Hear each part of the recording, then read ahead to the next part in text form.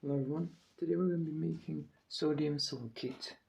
I made some before, but I wasn't really making videos, and since this is my first video, I decided I'd make sodium silicate. This is quite a fun process.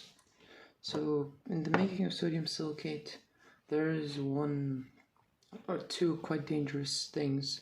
First of all, obviously, you're going to be using a strong lye, sodium hydroxide, and you will be using a Bunsen burner. So yeah, follow proper precautions, but otherwise it's a relatively simple process. Chemical wise, the chemicals that we'll be using are sodium hydroxide and silicon dioxide. Both are relatively easy to find and are quite cheap on the market.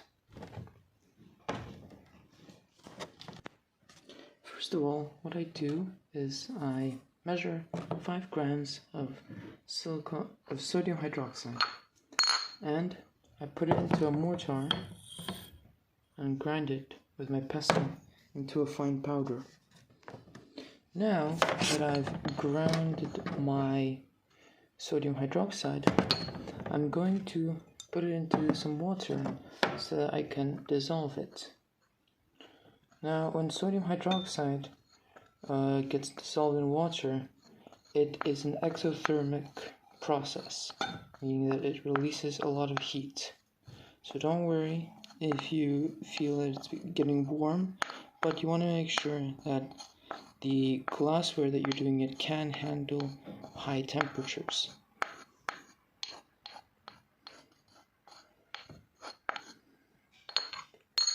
Okay, and now I'm going to get a glass stirring rod and mix up this solution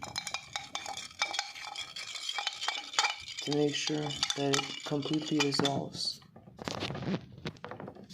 Now that I've dissolved my sodium hydroxide, I'm going to measure 3.75 grams of silicon dioxide. If you couldn't tell already, my camera setup is very bad, so this is the best that I can do.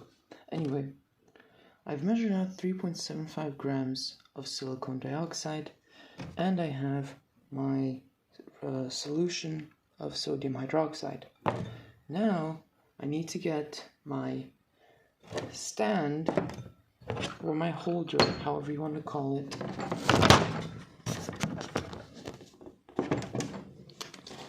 Yeah, camera situation is not the best. Anyway, here's my holder, and in it I have an evaporating dish. Into this evaporating dish, I'm going to put first of all my sodium hydroxide, and then once it reaches a boil, I'm going to slowly start adding silicon dioxide until eventually I use up all of it. That's the plan. So first of all, I'm going to ignite the Bunsen burner, and then I'm going to add my sodium hydroxide. I don't want to fill the evaporation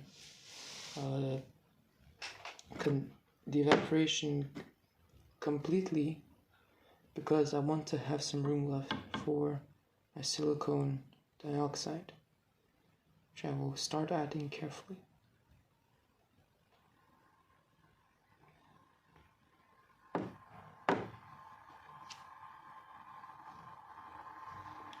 The sodium hydroxide is beginning to boil.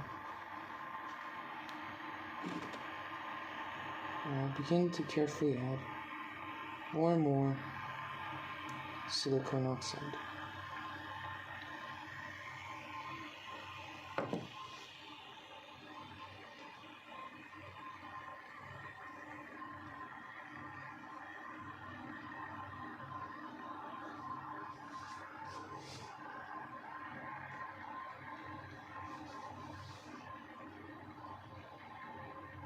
Some small particles of silicon dioxide will be picked up by the vapor, but it's not too much, and you can clean it up easily once you're done with the reaction.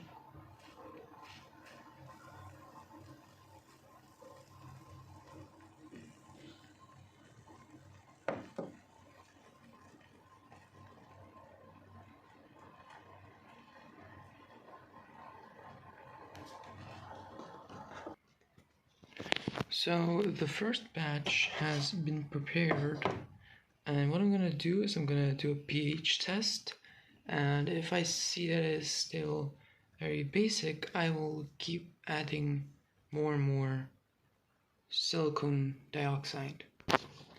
So the solution ended up being still pretty basic, so I'm going to keep the reaction going.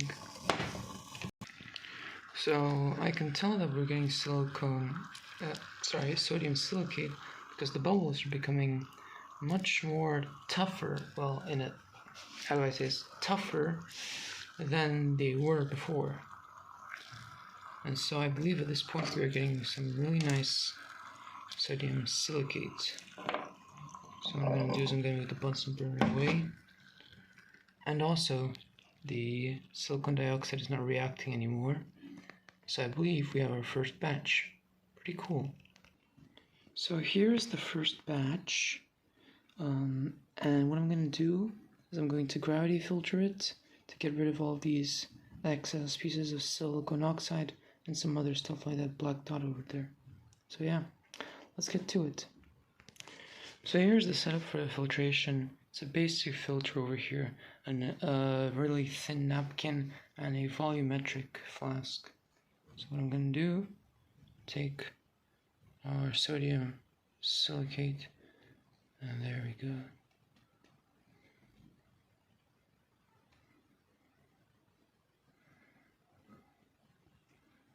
And I'll see you guys once the sodium silicate has fully dropped into the volumetric flask. So now that we have finished the first batch, we have got almost 2 milliliters, which is pretty good. Okay, now that we've got our pure silicon, well, not really pure, I'll just say sodium silicate, I'll just pour it in with the rest of my sodium silicate. Oh wow, that is quite slow.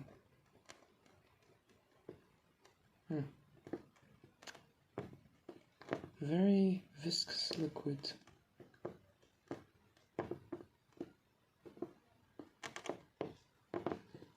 Anyway, if you enjoyed this video, please leave a like, maybe subscribe. If you want, you can leave a comment.